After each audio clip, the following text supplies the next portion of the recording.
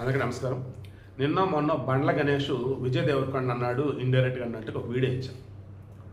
Then అదే అంశాన్ని కొంతమంది ఈ దగ్గర ప్రస్తావించారు, అల్లు అరవింద్ దగ్గర. ఏ రకంగా బండ్ల గణేష్ ఈ మధ్య మాట్లాడుతున్నాడు కదా, ఎవరెన్నో టార్గెట్ చేస్తున్నాడు, ఎవరెన్నో ఇబ్బంది పెడుతున్నాడు.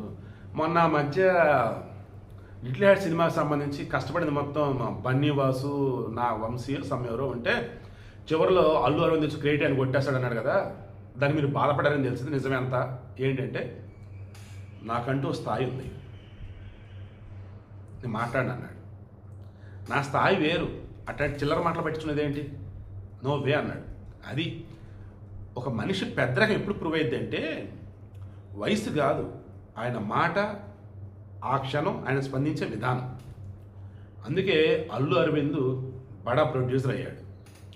So drunk and drive test లాగే డ్రైవ్ చేయాలనుకున్నప్పుడు then drunk and speech test చేయాలి. ఇప్పుడు మొన్న బాలకృష్ణ అసెంబ్లీలో తాగి మాట్లాడని చెప్పేసి వైసీపీలు అన్నారు, జగన్ అన్నాడు. అప్పుడు ఆదిరెడ్డి వాసున రాజమండ్రి ఎమ్మెల్యే టీడీపీ ఆయన కౌంటర్ పేలిపోయింది. ఏమనంటే, నిజమే బాలకృష్ణ తాగే వచ్చాడు, ఆయన తాగింది ఎలా అనుకున్నారు, జగనే బాటిల్ ఓపెన్ చేసి మందు పోస్తే బాలకృష్ణ తాగాడు అంటే జగన్ అక్కడ బేరా చేసి పడేశాడు. సరే తాగాడు లేదా అన్నది మన తర్వాత మాట్లాడదాం. బట్ ఆయన మాట్లాడిన విధానం కూడా ఒక మాజీ సీఎంని సైకో అనటం, అసెంబ్లీ సాక్షి, అది కరెక్ట్ కాదు, నేను అన్న రోజు. సో ఇప్పుడు సినిమా సభలకు వద్దాం. ప్రీ రిలీజ్లు కావచ్చు, సక్సెస్ మీట్లు కావచ్చు, అక్కడ మాట్లాడుతున్న మాటలలో రాజేంద్ర ప్రసాద్ డేవిడ్ వార్నర్ని, రోజాని, అలీని ఎలా మాట్లాడడం మనం చూసాం. ఆ రోజు అనుకున్నాం తాగునట్టున్నాడు, ఎందుకే బాబట్టి ఉంటాడు, స్టేజ్ మీద పిలుస్తాడు. ఇప్పుడు బండ్ల గణేష్ తయారయ్యాడు. మన లిటిల్ హార్ట్స్ అప్పుడు సక్సెస్ మీట్ అప్పుడు అలాగే మాట్లాడి, ఇక ఇప్పుడు కే ర్యామ్ సినిమా సక్సెస్ మీట్లో కూడా ఏమని మాట్లాడాడు.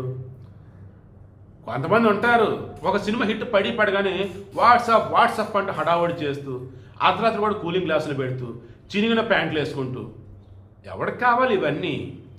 మనోడిగా, మనవాడిగా హిట్ కొట్టినా మనతోనే ఉండాలి, అలా ఉన్నాడు ఈ తమ్ముడు అని చెప్పేసి కిరణ్ అబ్బవరాన్ని పొగిడాడు. సో ఇలా చూసుకుంటూ ఉన్నప్పుడు ఇక్కడ కూడా బండ్ల స్పీచ్ చూస్తే కరెక్ట్ అని చెప్పేసి అంతా మాట్లాడారు.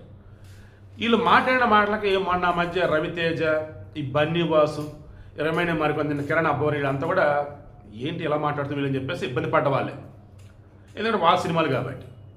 ఇప్పుడు అల్లు అరవింద్ నాకంటూ స్థాయి ఉంది, దేని మీద రెస్పాండ్ అవ్వాలంటే నాకు తెలుసు అని చెప్పి అన్న విధానం చూస్తే పట్టించుకుని అవన్నీ అన్నాడు. బట్ ఇక్కడి నుంచి పట్టించుకోవాలి. ఎవరు పట్టించుకోవాలి? ఆ సభకి పిలిచే వాళ్ళు ఉంటారు, నిర్వాహకులు ఉంటారు, వాళ్ళు కానీ, ఆ సినిమాలు ఎవరైతే ఉన్నారో వాళ్ళు కానీ, తాగున్నాడా లేదా ఫస్ట్ టెస్ట్ చేసి బాగానే ఉన్నాడరా బాబు అనుకుంటే అప్పుడు స్టేజ్ మీదకి వెళ్ళాలి. డ్రంక్ అండ్ స్పీచ్ టెస్ట్, ఓకేనా? అదే విషయం. సో ఈ డ్రంక్ అండ్ స్పీచ్ టెస్ట్ కూడా చేస్తే అప్పుడు కరెక్ట్గా ఉన్నారో లేదో తెలిసింది. ఎందుకు ఈ మాట అంటానంటే, మన బండ్ల గణేష్ మాట్లాడిన దానికి సంబంధించి కళామతల్లి ముద్దుబెడ్లు మనమంతా ఒకటే, నా మాటలో బాధ పెట్టుంటే క్షమించాలని చెప్పేసి అని అతను మరలా సరి చేశాడు, క్షమించాలని తీసేశాడు. నేను ఎవరిని బాధ పెట్టాను అనలేదు, నేను మామూలుగా చెప్పాను, అందరూ మంచి కోసం చెప్పాను చెప్పేసి మరలా మార్చేశాడు, ఎడిట్ చేశాడు, అంటే క్షమాపణ ఎత్తేసాడు. తర్వాత మనిషి అంటేనే నటుడు, ప్రతి మనిషి కూడా నటిస్తాడన్నట్టుగా అదొకటి పెట్టుకొచ్చాడు. తర్వాత నేనేదో కిరణ్ అబ్బవరాన్ని, నేను అన్నట్టున్నాను ఈ మాట, కిరణ్ అబ్బవరాన్ని దూతున్నాడు ఈయన సినిమా కోసం అని చెప్పేసాను. ఛాన్సే లేదు, నేను ప్రజెంట్ ఏ సినిమా తీయట్లేదు, ఇప్పట్లో తీయాలని అనుకోవట్లేదు అన్నట్టు అదొక పోస్ట్ పెట్టాడు. ఆయన పోస్ట్ కూడా వరుస చూస్తూ పోతుంటే ఆయన సోషల్ మీడియా ఆయన హ్యాండిల్ చేస్తాడు, నో డౌట్. బట్ ఆ పోస్ట్ విధానం చూస్తే ఆయన ముందు మాట్లాడినవి సరిదిద్దుకుంటున్నాడు, అంటే సరిదిద్దుకోకపోగా ఇంకా వేరేలాగా మాట్లాడుతున్నాడు.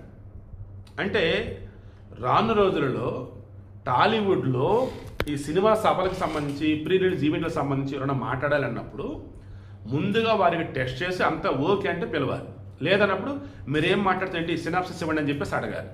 ఎందుకంటే ప్రపంచం అంతా చూసేది కదండి, ఏ కొంచెం అటు ఇటు అయినా సరే పాపం సినిమా నిర్మాత మీద ఎఫెక్ట్ పడుతుంది, సినిమా హీరో మీద ఎఫెక్ట్ పడుతుంది, సినిమా ప్రొడ్యూసర్ మీద ఎఫెక్ట్ పడుతుంది, డైరెక్టర్ మీద ఎఫెక్ట్ పడుతుంది, టీం అందరి మీద ఎఫెక్ట్ పడుతుంది కదా. రిలీజ్కి ముందు మాట్లాడినప్పుడు ఆటోమేటిక్ సినిమా మీద ఎఫెక్ట్ పడుతుంది, రిలీజ్ అయ్యాక సక్సెస్ మీట్లో మాట్లాడినప్పుడు ఆ తర్వాత సినిమా మీద ఎఫెక్ట్ అయితే పడింది.